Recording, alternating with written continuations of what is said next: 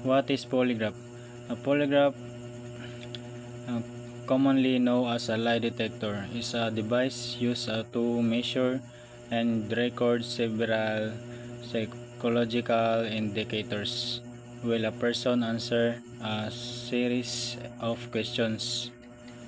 How it works: a typical polygraph measure heart rates, blood pressure, respiration rates, galvanic skin response, or sweatings, like cardiospermograph, which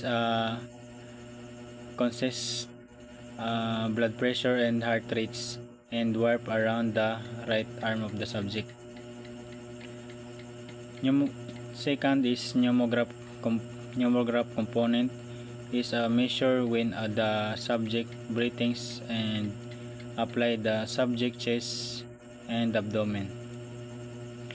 And the third part is galvanograph or galvanometers.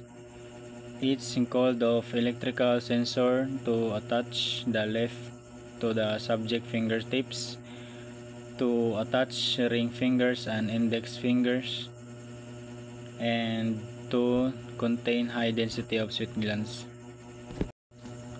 So dire kita sa reliability and admissibility in court.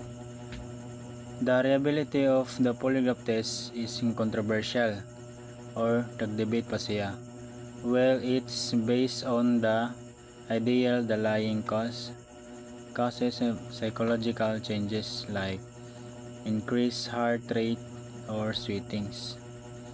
This sign can also be triggered by nervousness, fear, or anxiety, even when someone is telling the truth.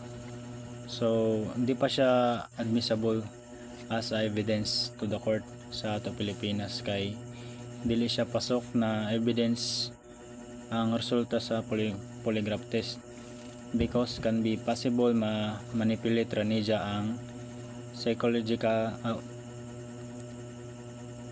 polygraph test using physical or mental countermeasures like controlling breathing or tensing muscles.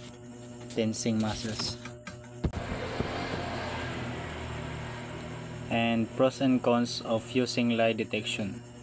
While lie detection tools like polygraph can be help sa investigations and screening, they are not scientifically foolproof and should be used with caution. Their limited legal acceptance and potential for misuse make them controversial sa polygraph test.